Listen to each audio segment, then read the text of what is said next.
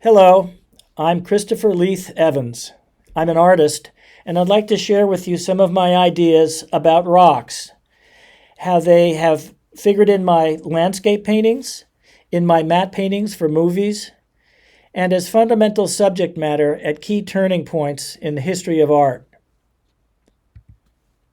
First, I'd like to present rocks to you as three basic geometric shapes in nature.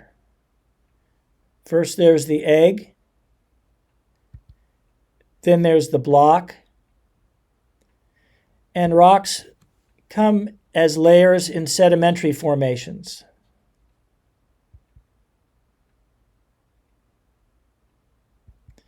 During my teenage years in New York, my favorite art museum was the Frick Collection. And in this beautiful old mansion up on Fifth Avenue, there's a painting by Giovanni Bellini, painted in 1475, called St. Francis in the Desert. I loved this painting so much, and I would sit and look at its details with wonder.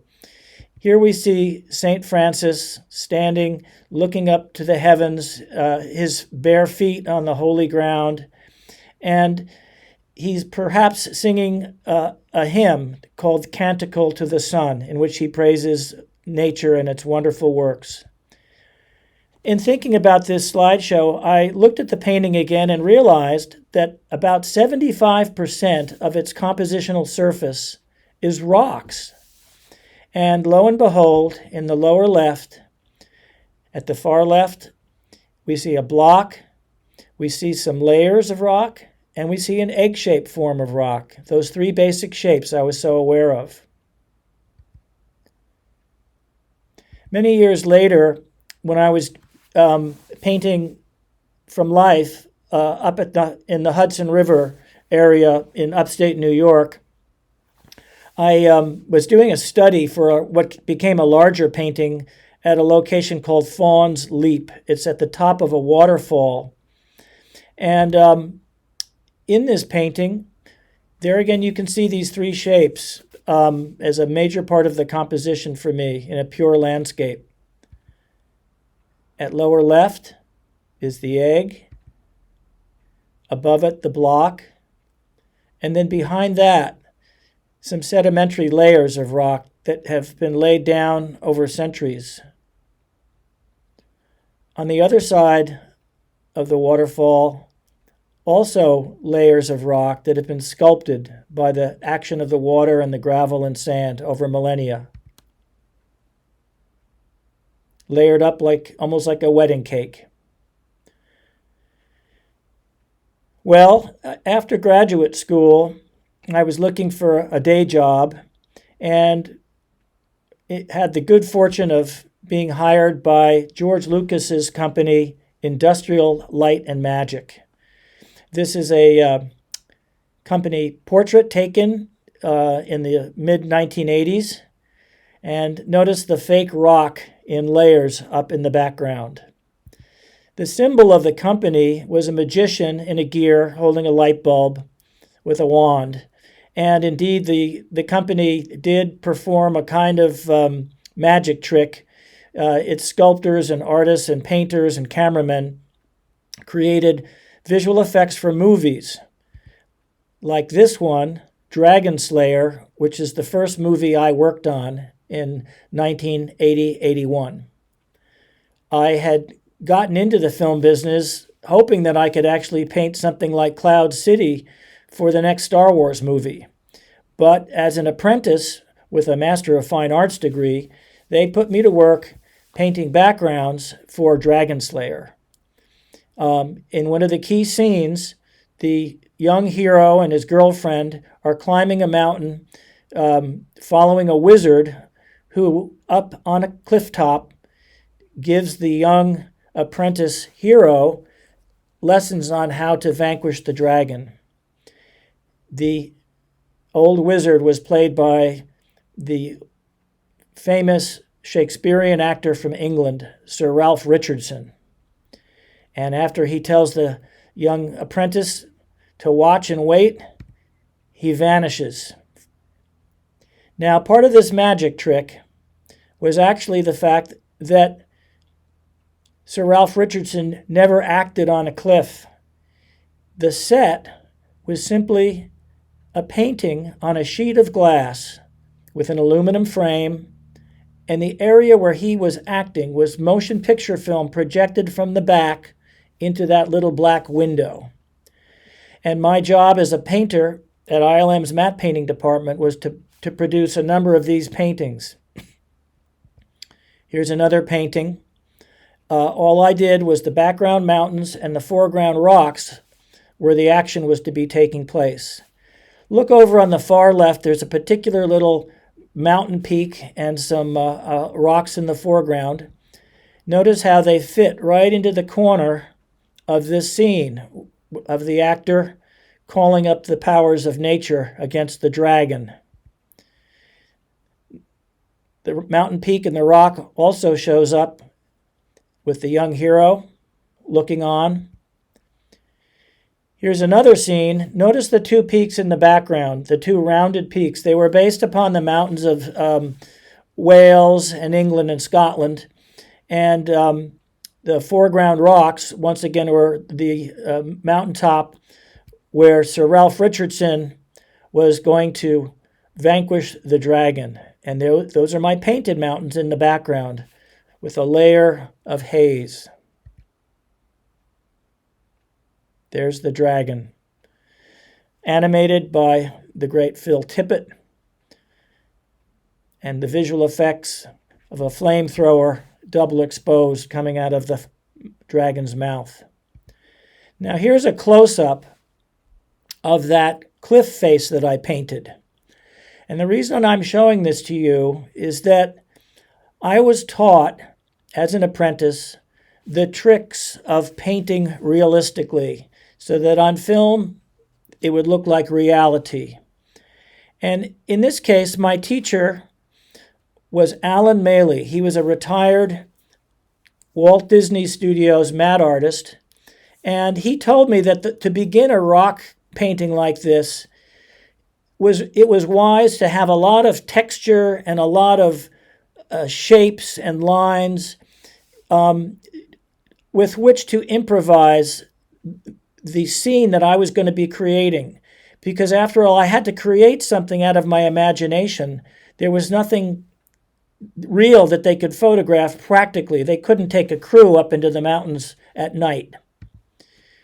Here's another painting with some of the streaks of paint running down it, and the blobs and the textures that I had put on with crumpled newspaper and sponges were actually running down the glass surface. I'm going to read something here by Leonardo da Vinci, written in the 1480s. Look at walls splashed with a number of stains or stones of various mixed colors. If you have to invent some scene, you can see there resemblances to a number of landscapes adorned with mountains, rivers, rocks, trees, great plains, valleys, and hills in various ways. Do not despise my opinion when I remind you that it should not be hard for you to stop sometimes and look into the stains of walls, or ashes of a fire, or clouds, or mud, or like places, in which, if you consider them well, you may find really marvelous ideas. The mind of the painter is stimulated to new discoveries, the composition of battles of animals and men, various compositions of landscapes, and monstrous things such as devils and similar things, which may bring you honor, because by indistinct things the mind is stimulated to new inventions. Well, one way to invent these scenes realistically and to have one's mind stimulated accurately was to look at photographs. And so at Industrial Light and Magic's matte department, we had a library of National Geographic magazines and various books and a collection of slides of rocks and mountains. Here's an example. And one of the applications was a film I did, The Ewok Adventure, in which the characters climb up into an ogre's castle, which is part mountain, part castle. And you can see the staircase winding up and the windows carved into the rock. So this is an invention. And I really looked at different photographs and improvised these different shapes based upon photographs such as this that I found in a book on rock climbing. And it helped me come up with the idea of certain cracks, diagonals, the perspective going upward. And beyond the Ewok adventure, earlier in the career, I also worked on a movie called The Dark Crystal, in which some characters go on a long journey through an imaginary landscape. And you can see these are somewhat fanciful. The mountains are a little bit crystalline, not quite real looking, and perhaps the blues and the pinks are exaggerated because it was a fantasy movie. One of the things we would do would be to put a veil of haze, either with a scrim or an airbrush or through a double exposure to soften these mountains. Now, this very famous painting by Leonardo da Vinci, the Mona Lisa, has similar mountains in the back. In Leonardo's work, as in early Renaissance painting, the artists were discovering the blue atmospheric perspective by which you could create the distance going back into space, often behind a portrait. Leonardo also loved to climb into the mountains, the Apennines and the Dolomites, and this is one of his sketches from his notebooks of the mountain shapes. The zigzag, and notice the cast shadows, the light coming from the right, casting the shadows to the left, very much like the paintings that I had to do for The Dark Crystal. This is a very famous altarpiece that the Catholic Church commissioned Leonardo. It's known as the Virgin of the Rocks. And in it we see the Virgin Mary, the baby Jesus, the baby St. John, and an angel. And here's the Virgin Mary. The whole upper half of the painting is rocks. And one wonders why Leonardo chose rocks to set as a setting for the Holy Family. One might have expected a manger scene with animals and shepherds, but he decided for some reason to set them in this amazing, fantastic landscape of rocks. What do we see in the lower left? I see an egg-like shape. I see some block shapes, and I see the strata, the layers right in the middle. I live on the Russian River in Northern California, and in walking along the beach one day, I found this rock. I believe it's a type of chert, and it's in a somewhat prismatic form. The planes, 1, 2, 3, breaking it up, almost like a Greek column. And this reminded me of the background of the Virgin of the Rocks, how Leonardo had used similar rocks, rocks or landscape forms to create his landscape. This is a set of rocks I picked up recently along the Russian River beach near my house. And I thought, I was amazed not only that the shapes of these rocks were similar to Leonardo's Virgin of the Rocks background, but even the color, this certain interesting brown color. And notice how rocks in the foreground can be similar in shape, but in a different scale to rocks or mountain shapes in the far background. And this is one of the aspects of nature of scaling, where by the fractalization or the breakup of the molecules and the forces of nature, rocks and mountains just have similar shapes. Well, going back to my work on the Dark Crystal This is some fantastic mountains I created where the mystics came down looking for the dark crystal. This is a close-up of that imaginary Invenzione scene that I created with acrylic on glass.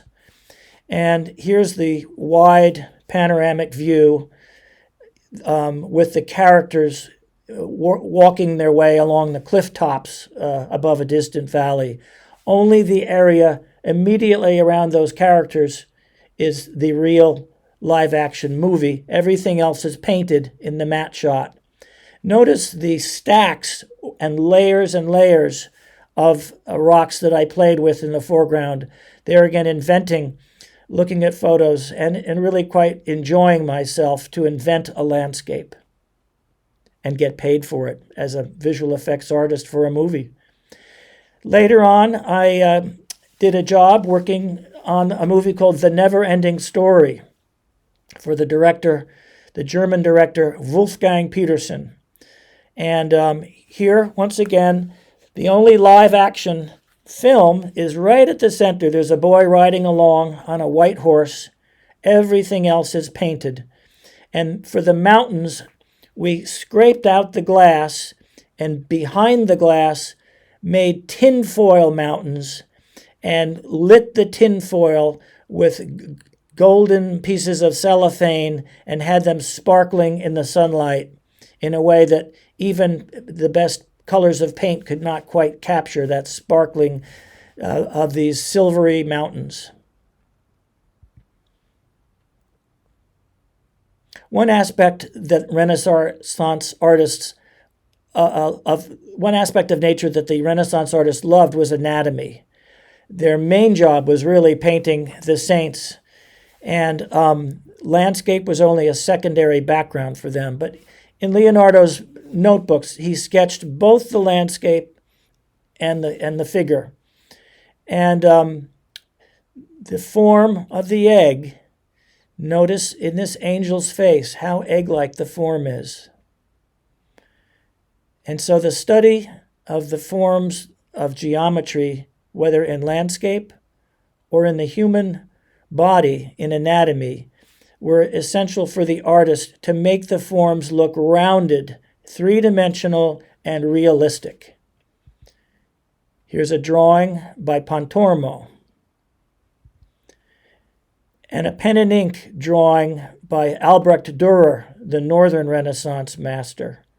Notice the forms of the back, the muscles, the buttocks, the thighs, the shoulders, the scapula, even the side of the head and the neck are all variations on the egg form. Here's a charcoal drawing by Michelangelo Buonarroti, the great genius of the Renaissance. And in the back, each muscle is a rounded partial egg form, and yet the torso itself with the shoulders is like the rib cage, it's like the block. Notice even in the neck, the striations, perhaps like layering. Later, a drawing by Sir Peter Paul Rubens. There again, the rib cage like a block, but within it, the rounded egg-like forms of the muscles.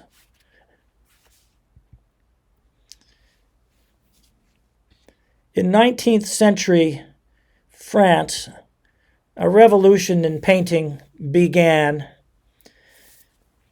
Prior to that time, paintings like this by Nicolas Poussin, landscape with Polyphemus or Cyclops, were the tradition and the standard. A landscape was basically never painted for its own value, but it could be a setting for a classical scene or a biblical scene. And here we see the giant Cyclops sitting in the background on a mountaintop, and the rocks in the foreground are some nymphs and shepherds, and in the foreground, the antique story is being told. All of this began to change around 1800 and a little bit later with an artist by the name of Camille Corot and other artists who went to Italy and studied landscape as well as the antiquities.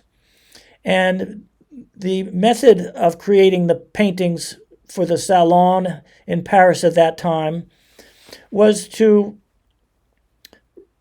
in the studio, create a large canvas that showed a biblical scene like this one, Hagar in the Wilderness at the Metropolitan in New York.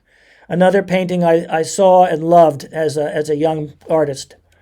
In the background, he was not completely inventing these scenes.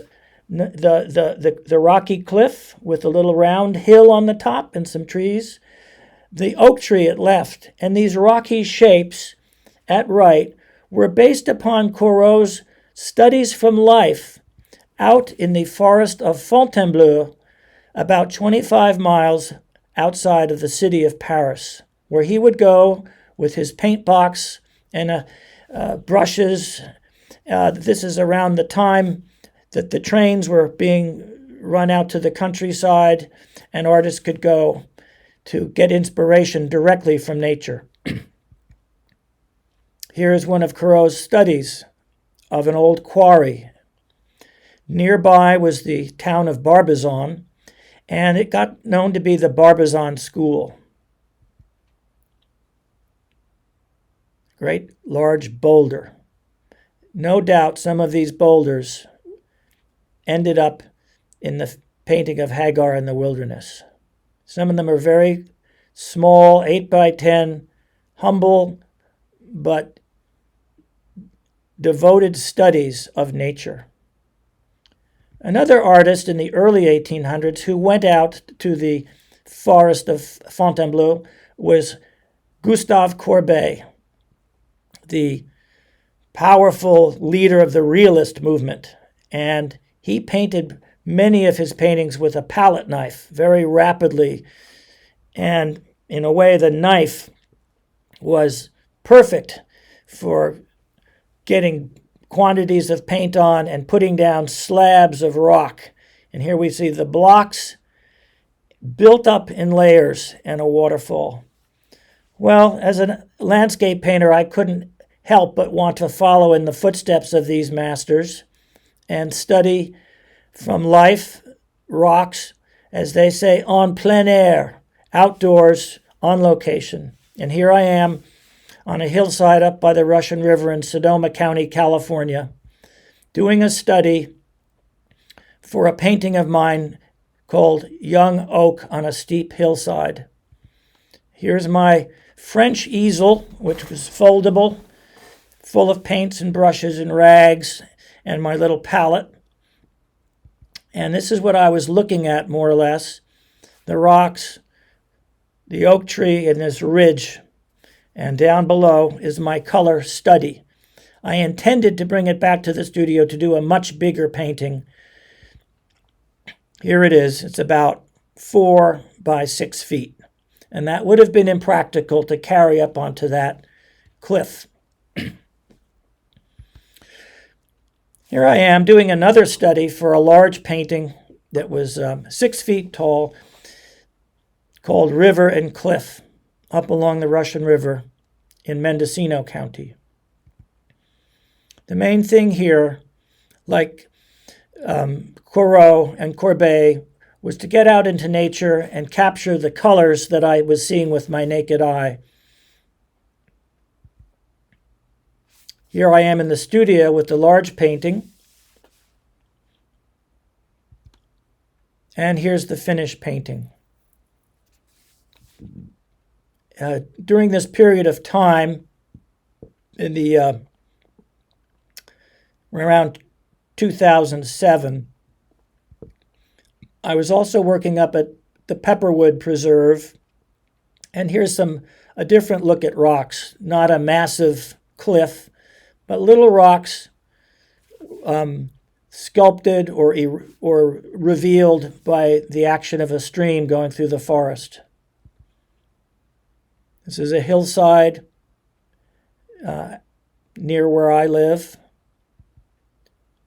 Another painting called Stone in Shadow. This is up at Pepperwood.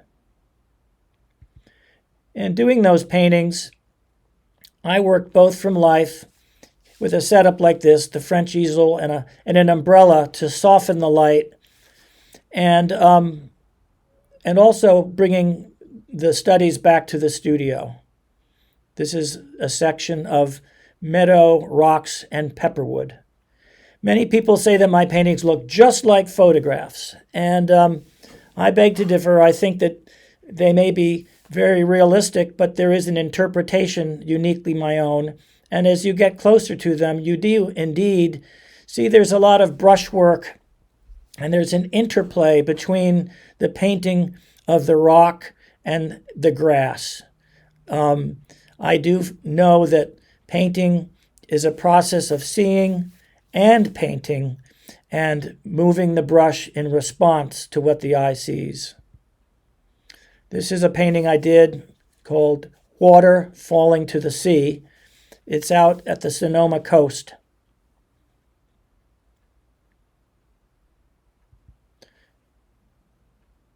Well, as the 19th century began in America, the artists of the New World were excited and inspired by the idea that they were seeing nature as God created it, that it was a virgin wilderness, that it was a pure vision of the Creator's master plan.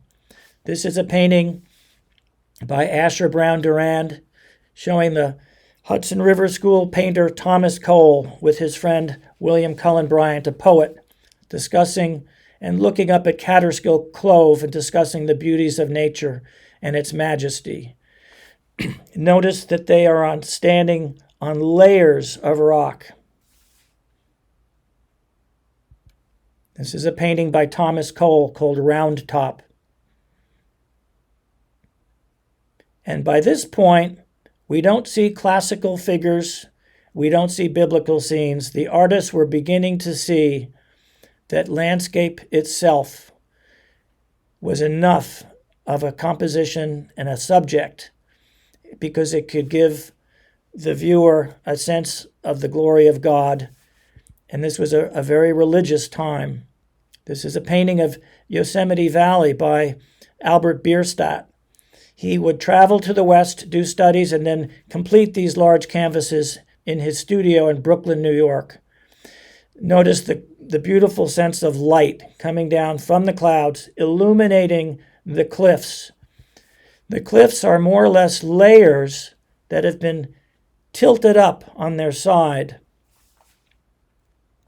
Granite slabs. This is where the great climbers go to climb El Capitan and Half Dome. In this painting by Frederick Church, Thomas Cole's pupil, it's known as West Rock, New Haven. The rock is the center and the subject of the painting. Of course, there's farmers down below and a river, but it was the majesty or the enduring quality of this rock, perhaps as a metaphor that Cole was putting forth. I think I see a church steeple in the distance too.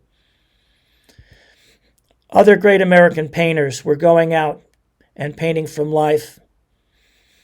Winslow Homer was famous for going out to the coast of Maine and capturing the pounding surf upon the rocky shore.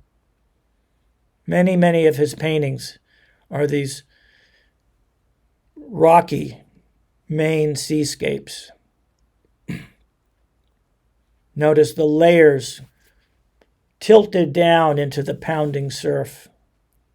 One of the greatest painters of all time, John Singer Sargent, American by nationality, but famous in Europe, painting the lords and ladies of England and France and Scotland.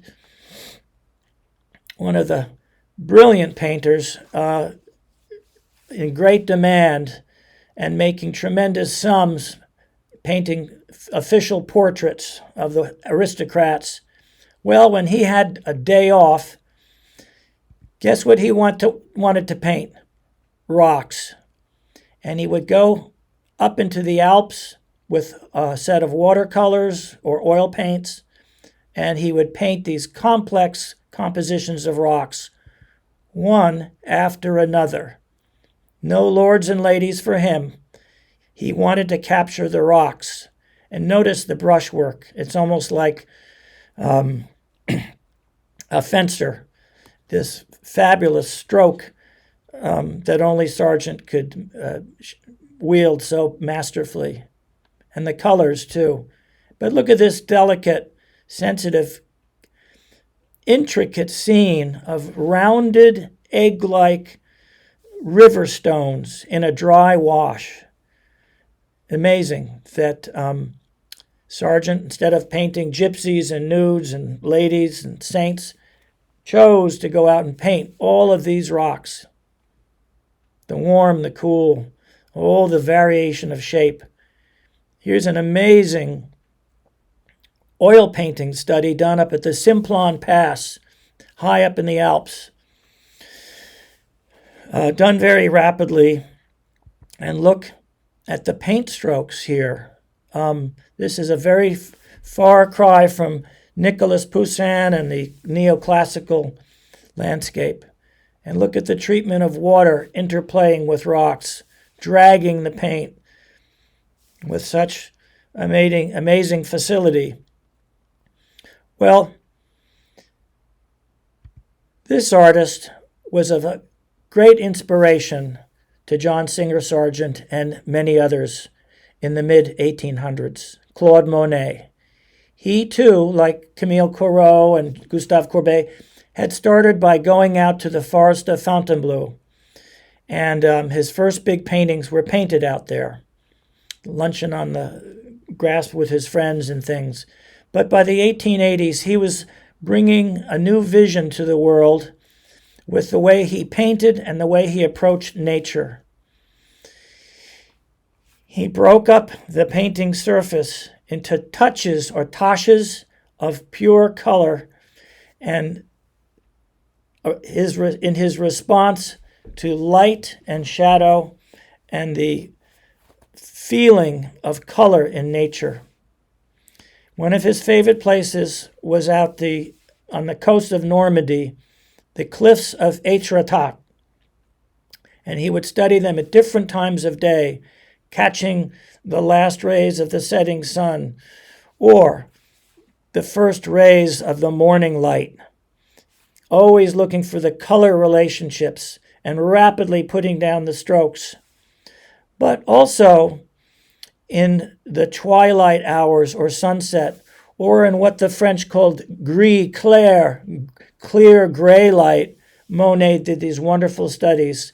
And notice the brushwork in the cliffs, in this arch, this dramatic arched rock that we're looking through to another peak of a rock in the back, which was known as the needle of Étretat, l'Aiguille.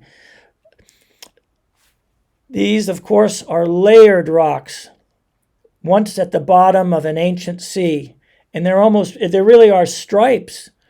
And what's wonderful about the striped rock here is the stripes of the rock are echoed in the stripes of the clouds in the sky to the right and through the arch, and even stripes of the water as it ripples into the shore, capturing these echoes and linear harmonies of nature.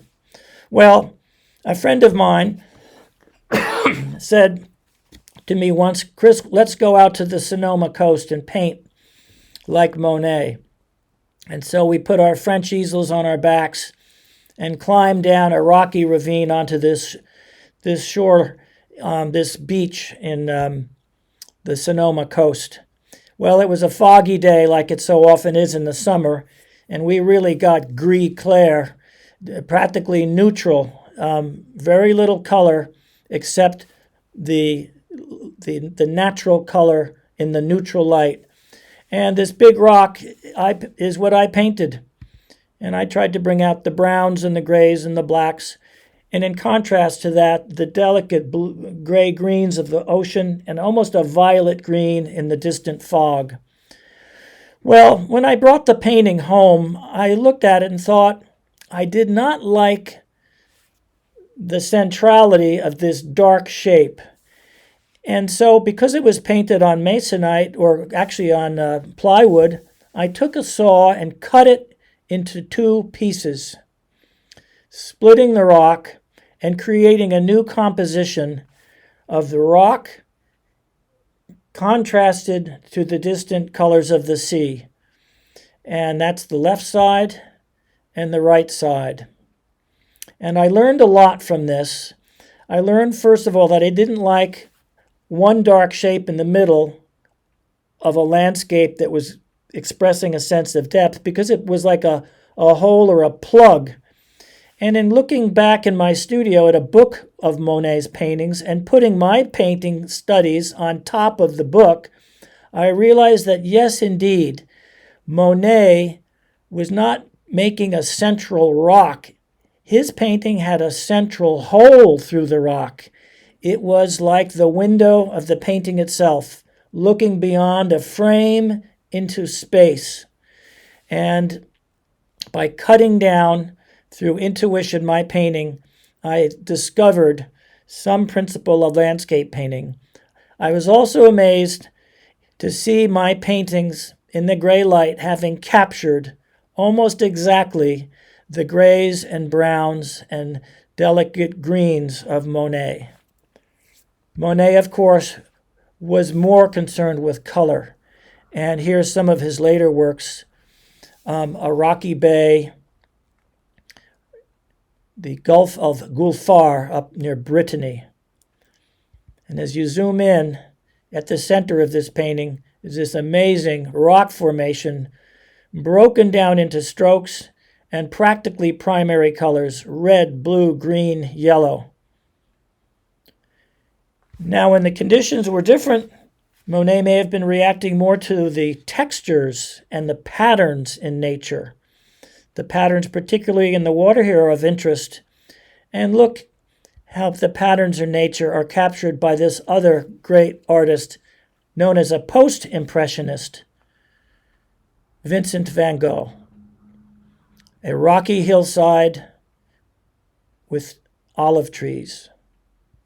Here's a painting, rocks in a field.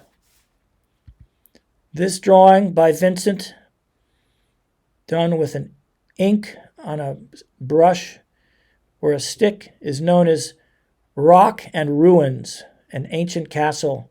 But the central focus is a rock, a big rock.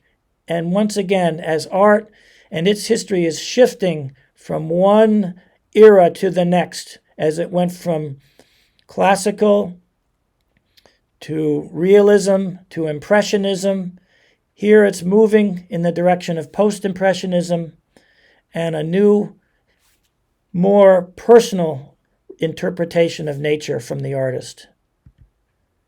One of the impressionists who moved way beyond impressionism towards the end of the 19th century was Paul Cézanne.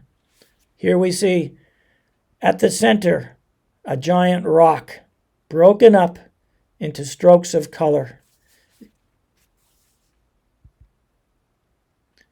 Cézanne went to so many rock quarries so many times and did so many paintings. There's an entire book based on his rock and quarry paintings. And here we see a new vision, like Claude Monet had a new vision of the world and of what painting could be.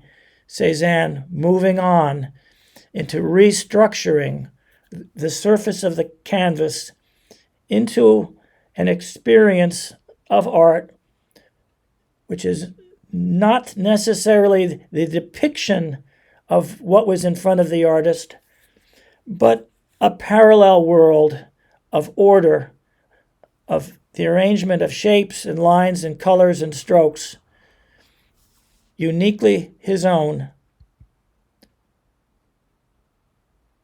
At certain points, the large flat planes, the angles and the diagonals, and the squares and the circles and the brush strokes start defining something beyond what the artist saw with his eyes. This famous painting by Paul Cézanne of Mont Saint-Victoire along the southern coast of France was a great inspiration around 1900 to the bold young painter Pablo Picasso. There was a show in Paris of Cézanne's work, and it blew everybody away. And of course, Picasso took up the challenge and did his own mountain with rocks. But this modular, plein-air, abstracting approach to the world and the canvas could be applied to a bridge, a building, a tower, even to the human head, not unlike the way the Renaissance artist looked to the geometric forms to make their vision of reality strong and bold and substantial. Picasso looked at the forms of nature, the rocks that Cézanne had interpreted, as well as his collection of African masks. Picasso was restructuring the sense of the world and how we see and perceive form. This is an actual sculpture. So he was working in 2-dimension and 3-dimension in the same period, looking at the human head, perhaps a metaphor of evolving consciousness in the 20th century. Einstein at this time was developing the theories of relativity. Portrait of a man. Pablo Picasso's art dealer, Ambroise Vollard. In his later surrealist period, the forms start bending more into the egg-like shapes of the pure geometry. Of course, another great artist of the 20th century was Henri Matisse. The art school I went to, UCLA, had these 4 bas-relief bronzes along the wall as you entered the art department. So you were really getting a sermon here on what it was all about. So the first piece in this series called Nude de dos, nude backs, very much like the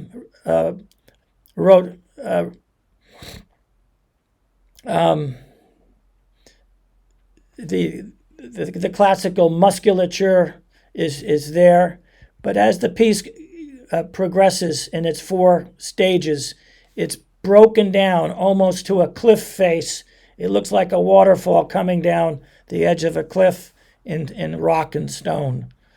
And as the 20th century exploded with new ideas, along came Vasily Kandinsky, and he said, why do we even need to worry about 3 dimensions at all? Let's just go to the essence of art. 2 dimensions, and let's get down to the primary colors. This piece is called Yellow, Red, Blue, with a little black and white. And he conceived of the essence of art as point, line, and plane. And that was taken to its perfection of reductionism, Pete Mondrian. These gorgeous primary colors, black and white, the grids that dominated much of the early and middle of the 20th century. At this time, along with the scientists, the artists were asking questions like we see in universities.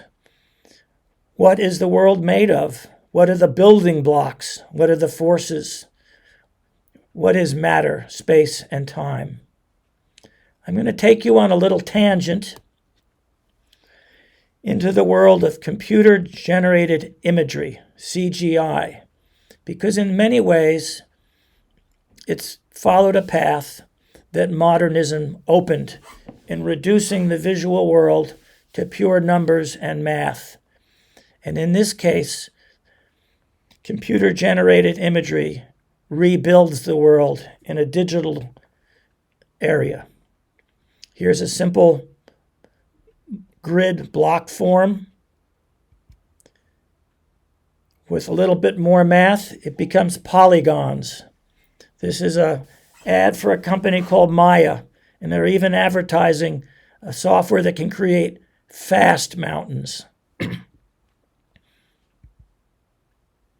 Here we see a grid being warped in space. And you can push and pull the grid, in this case a honeycomb, and create mountains through visual and numerical data. You can also cast light, digital light, upon those forms to give it a greater sense of dimension. And here, in a package of software called Unreal Engine, the goal of which is to make things look real, you can create a landscape by adding not only complex textures and shapes, but you can add atmosphere and light and snow and grass. These complex landscapes are built of small modules, not unlike a cubist painting. And here's one that you can actually purchase online if you're building imaginary landscapes for a video game or a movie. I love the ad here. Create beautiful rock formations with better rocks and cliffs. And you can buy kits of rocks, different shapes. Notice the egg-like and the more block-like. And then you can combine them into complex, perhaps layered compositions of rocks. A cliff face, not unlike the cliff face I painted several decades earlier for Dragon Slayer. One of the things that the CG world is doing, as well as artists, is imaginary lighting. And the lighting and the color and the depth, the atmosphere, like I mentioned to you in the dark crystal painting, is what starts to create an illusion of a real place and a real space. And it's given a remarkable power of imagination to artists.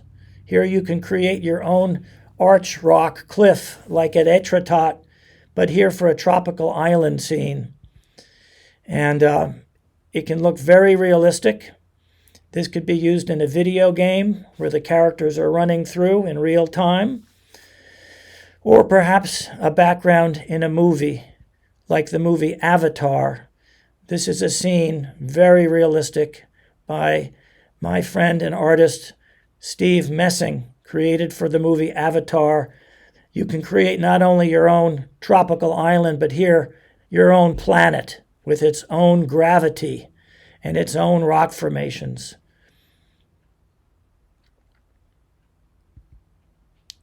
The final chapter in my talk is a look at a few artists, myself included, who are looking and painting rocks as an important means of expression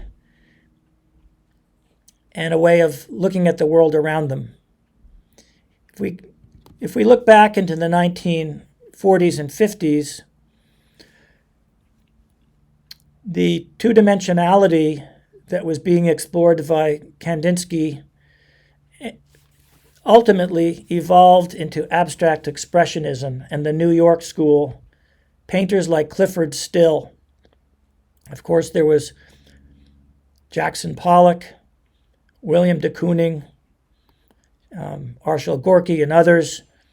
And for them, not only was it the two-dimensionality of the painting and the reality, the realism that painting is just about paint, as critic Clement Greenberg said, they were not interested in creating an illusion of space or an object beyond the canvas. Nevertheless, in these close-ups of Clifford Still's work, we see that he did, in fact, have an interest in the three-dimensionality of the work, in these finger marks and palette strokes, making tangible and dimensional the surface of the canvas.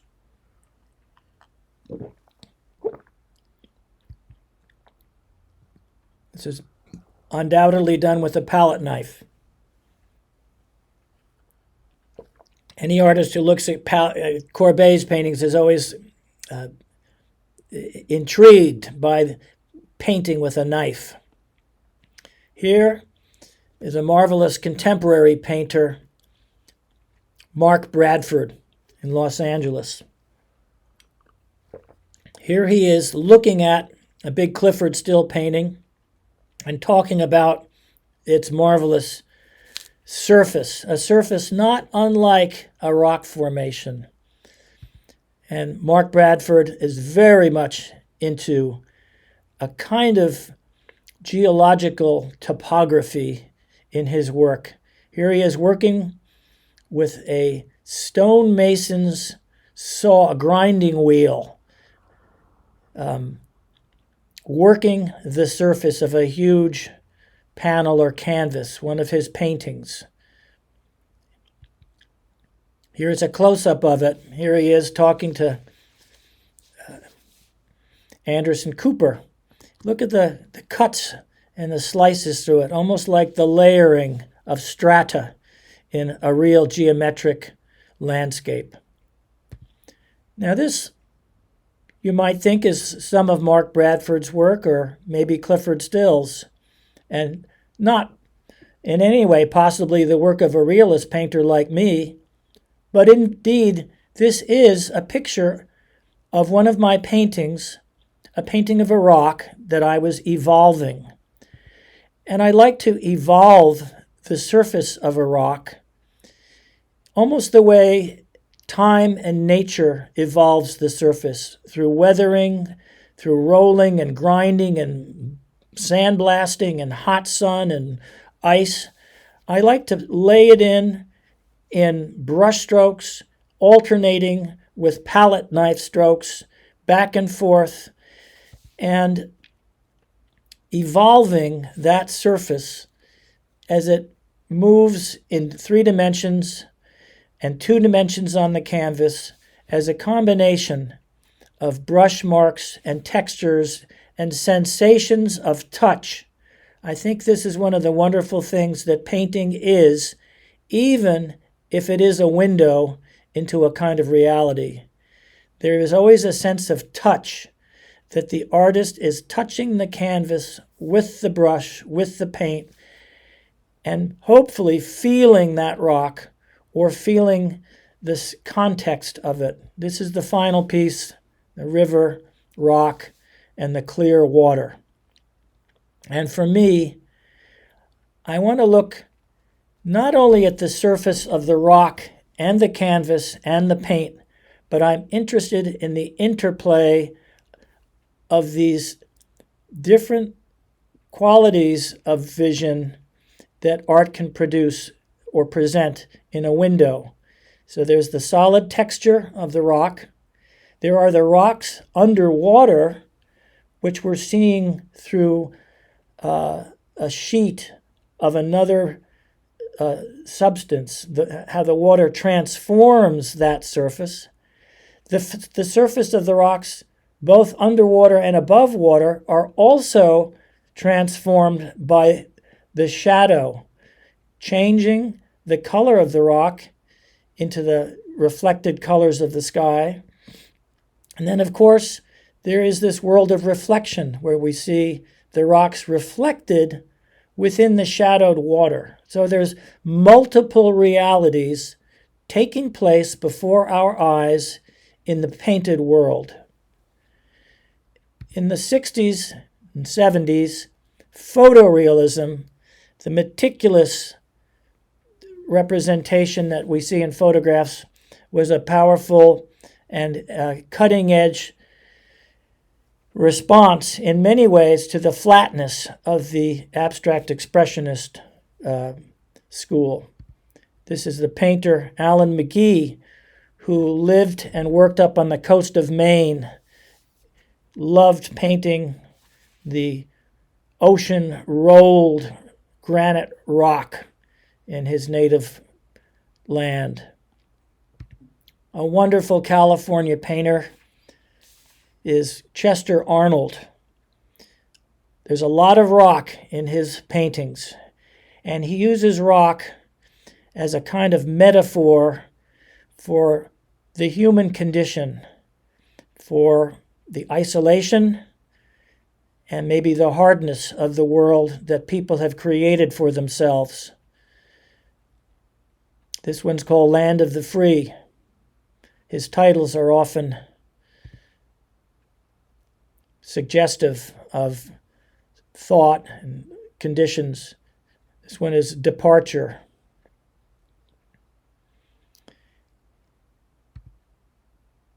And what more wonderful painting of rock as layers than this?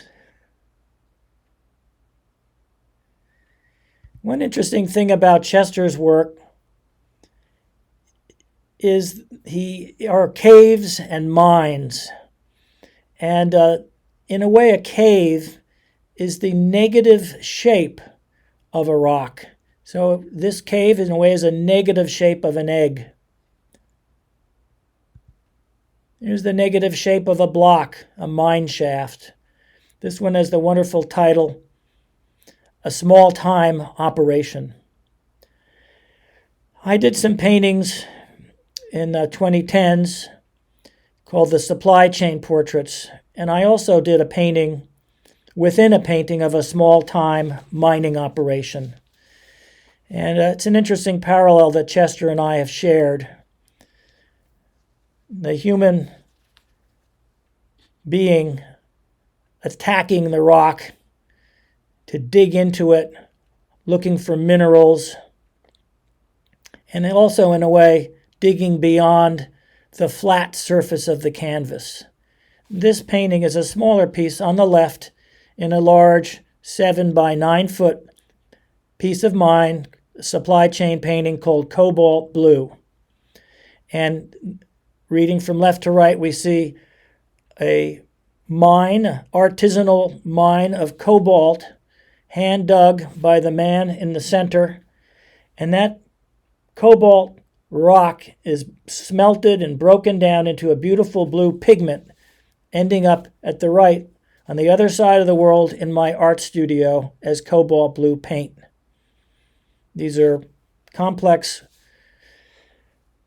explorations of the reality of supply chains, and in this case, the supply chain has much to do with the relationship of man and rock. This man has been tunneling in to the earth, chipping into the rock with picks and shovels and cans to bring up mere handfuls of cobalt that are then smelted into this glorious, pure, sky blue paint pigment. And here's a painting of me painting a painting within a painting made of blue pigment. Sadly, there are no health and safety regulations for these mines and miners. They're working under brutal conditions, and many of them don't live very long. There's even radioactive minerals in these mines, the same mines that produced the uranium ore for the atom bombs that were dropped on Hiroshima and Nagasaki. So part of my exploration of the supply chain is the realism, the reality that my tools as an artist, my pigment, comes to me through the sacrifice of others' sweat and labor and perhaps life. The painting, in many ways, is the descendant of this great painting by Gustave Courbet, known as the Stone Breakers. There again, at the beginning of the realist era, he did a painting with rock as its central motif. He had seen these men working on the side of the road, and he said, "How heroic! Why should I be painting Greek and Roman gods and goddesses or shepherdesses and nymphs and heroes from the past, when the men in my own village are heroic in their labors. Courbet also painted rocky grottos. This one, the Grotto of Sarrazin. Notice the similarity in this painting by Courbet and the hole above the miner's head in my cobalt blue. It's very much an homage to Courbet. But as an artist, I'm not really interested in the surface of the canvas. I'm not that interested in illusions of rock or even of three-dimensional scenes for themselves. What intrigues me and inspires me is the possibility that art gives for a man to look at a man face to face. Here's a man looking at cobalt blue at a pop-up show I did in Berlin. And you see, they both have a smile. And the one man is photographing the painting with a camera phone. And so it's that human presence that I strive to capture and represent as the most essential part of my work. And I love the fact that this miner is coming out of his dark hole at the center of the canvas with a smile on his face and a twinkle in his eye, even though he's splattered with mud.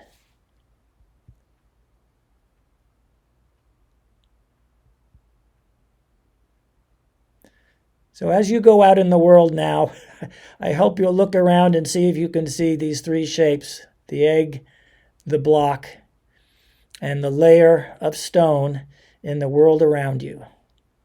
Thank you very much.